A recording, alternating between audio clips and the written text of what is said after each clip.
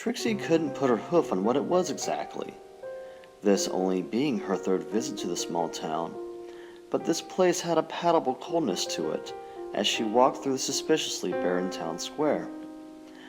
The blue mare thought she had good reason for returning to the town that had twice bested her, but she suddenly couldn't seem to recall it. The harder she tried to focus, the more distant the answer became, disappearing in a mental haze. The unicorn forged on ahead anyway, hoping to find a quiet spot to rest and take a moment to make sense of everything. Her hooves suddenly gave out on her. As Trixie collapsed, her confusion suddenly became physical, and bringing with it a strong sensation of vertigo. She did her best to maintain her composure. She was great and powerful after all. Trixie closed her eyes and inhaled deeply, struggling against the increasingly strong sensation of dizziness, attempting to clear her mind. And that's when she noticed them. The murmuring of the crowd was muted at first, but quickly salted up to a dull roar. Trixie wasn't sure if the audience had just materialized in front of her, or if the lightheadedness just caused her not to realize they were there until now. She managed to get back on her hooves when she then noticed the familiar-looking stage they were gathered around. Trixie said, "What the?" Trixie slowly cantered over to the crowd, taking an uncharacteristic position at the rear. She was too busy trying to piece together what was going on to care. Her wagon, her stage. How did these ponies have it? She was sure it had been crushed to smithereens by the Ursa Major during her unpleasant visit. Not that she had really stuck around to assess the damage. So what was it doing here now? In pristine condition, no less. What in the wide world of Equestria was going on?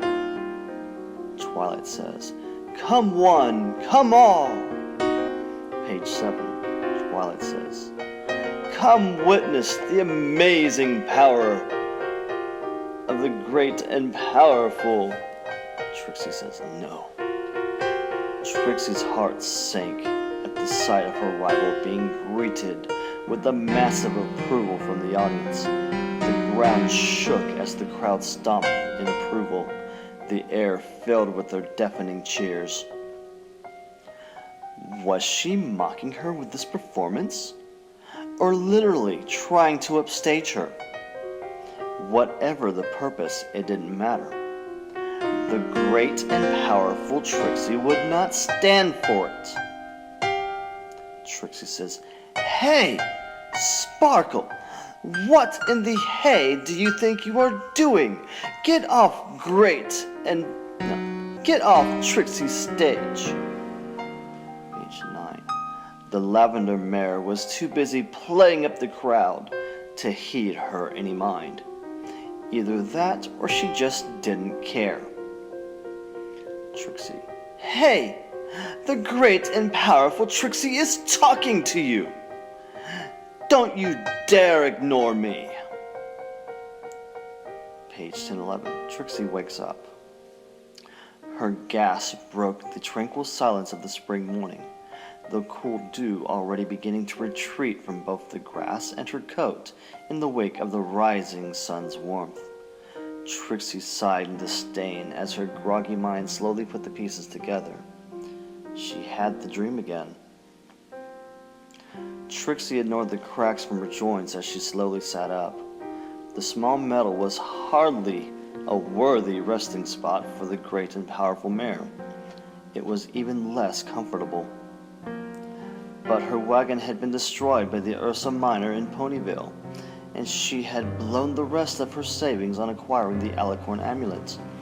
Trixie was penniless, and therefore couldn't afford to be choosy, which for her was not an easy pill to swallow.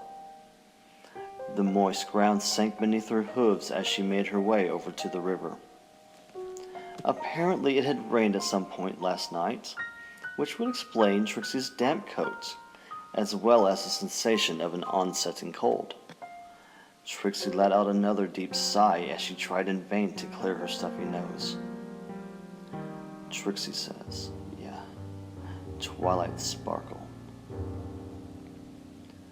Guidance from the princess meant thousands of years of mystical knowledge, much of it forged by Celestia herself first hoof, had been made available to Twilight.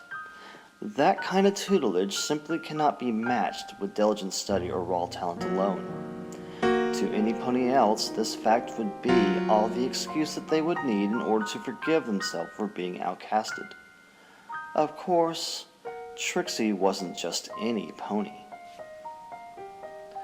The air around Trixie's body became hot and excited as she channeled the latent energy that flowed through the environment around her, focusing into something more kinetic. She exhaled softly, and the air around her followed suit, following in a similar direction as her breath.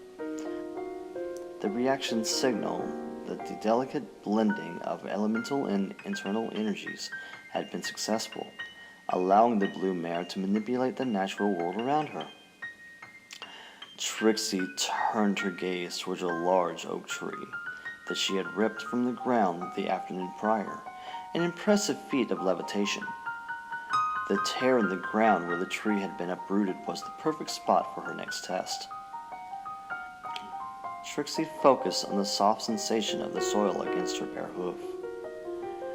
She ignored her runny nose and inhaled, each breath allowing her to become more in tune with the cornucopia of life around her. The wind again flowed through her breath as she exhaled, caressing the meadow in a cool breeze. Page 21. A sapling sprouts from the ground. Page 22. Trixie grinned at the sapling continuing to grow at an impressive rate. Elemental magic had always been her weak point. It relied on channeling the energies of the natural world around you. It preached ignoring your own power and instead falling back on the omnipresence of nature. Trixie never did like relying on anything but herself. She let the elemental energy dissipate, returning it to the environment she had borrowed it from. She pondered for a moment, considering a new target for her next spell. Trixie says, "That should do nicely." She stared down her target, focusing her abilities, envisioning the boulder as nothing more than a pebble grasped effortlessly in her hoof. Twilight Sparkle. The rock exploded in Trixie's direction. Barriers? Teleportations? Trixie says, "I am ready." To be continued.